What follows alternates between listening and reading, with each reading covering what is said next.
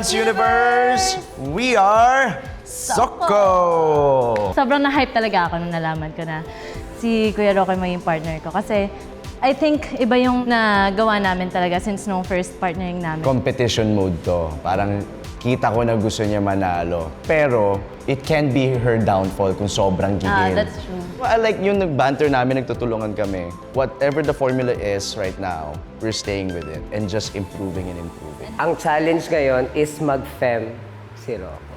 Okay na okay! 1, 2, and 3, and 4, and 5, and 6, and 7, 8. Nice one. One more. Cute ba ako? Ba may love kayo sa akin, ha? Takot. Takot ako. Takot ako. Inisip ko anong klaseng femme or I don't wanna insult anyone. We wanna do it right and make it fun.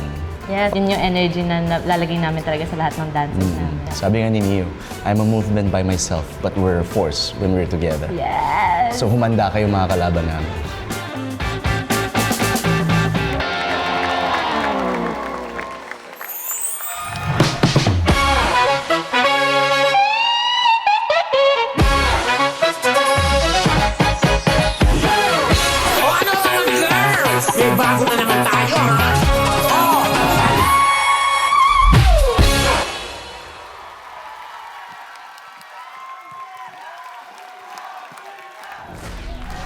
Let's go!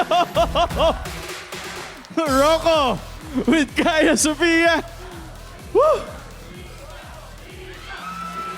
Rocco boy! I think everyone would agree na when it comes to the male dance stars, fem ang pinaka-challenging na dance style. Tama ba, Rocco boy? At hindi ka pa rin bumibitaw. True. True. Kuya, Rika pa pala. Rika. Rika. Name's Rika. Hi, Rika. Nice to meet you. Where's Rocco boy? Where's my friend? Gone. All right. Dance Authority.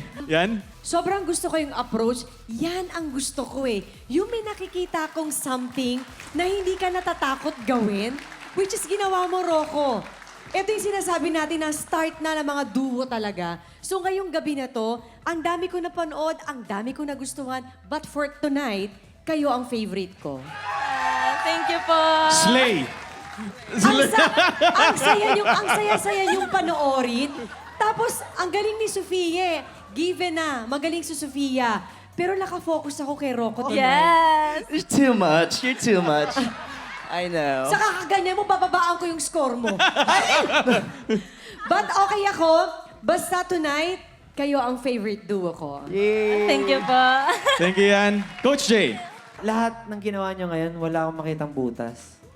Sobrang strong yung, kumbaga, yung character, yung quality ng movement. And then, even dun sa props, na may timing siya eh, yung hinagis, tapos sinalob.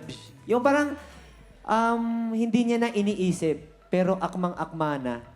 Kumbaga, para kayong naka-metronome, na kahit anong gawin niyo, umaakma na siya dun sa music. Thank you, Thank Coach. you, Coach. Ray? Gusto ko lang i-comment si Rocco kasi nakikita ko talaga na sobrang up for the challenge siya every time nasasampa siya ng stage. And binibiro tayo ni Rocco, di ba, na ganyan siya ngayon, siya si Rika. Pero dedication ang tawag dyan. Thank you, Ray. Thank you sa ating Dance Authority. And of course, thank you to Coach Jim Lloyd para sa choreography ng ating FEM performance. And of course, to vote for Rocco and Kaya Sofia, watch this. You can vote Soko, Rocco, and Kaya Sofia. I-scan lang ang QR code na makikita sa inyong screen. At dadalhin kayo nito sa online voting portal ng Stars on the Floor. Sign in using your Kapuso account. Libre lang ang pag-register. Pwede kayong bumoto hanggang 10 beses bawat linggo. Pwede niyong ibigay ang lahat ng boto niyo sa isang duo o pwede rin kayong bumoto ng 2 o higit pang duo na paborito niyo. Ang boto ninyo ay bubuo sa 30% na kabuuang score ng bawat duo. Sa mga hindi pa bumoboto, you still have a few minutes left bago namin isara ang botohan ngayong gabi. Ngayong napanood na ninyo ang lahat ng permanent duos natin ngayong gabi at ang kanilang mga pasiklab sa OPM Hataw Night.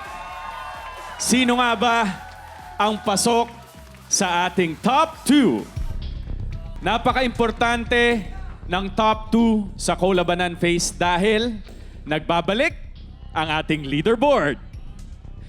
Dito sa leaderboard, nakikita ang rankings ng mga duo depende sa points na kanilang makakalap linggo-linggo. Ang top 2, automatic na makakatanggap na +1 point at additional na isa pang point sa tatanghaling Top Dance Star Duo of the Week. At syempre, mahalaga rin ang boto ninyo dahil irarank din namin ang mga duo depende sa dami ng makakalap nilang audience votes online. You know. Sino nga ba ang top 2? Sa inyo, studio audience, sino ang top 2 nyo? Sino?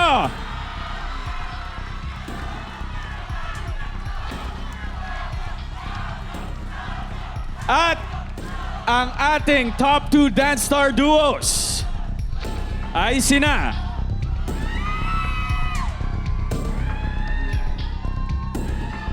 malalaman natin yan sa pagbabalik ng Stars on the Floor!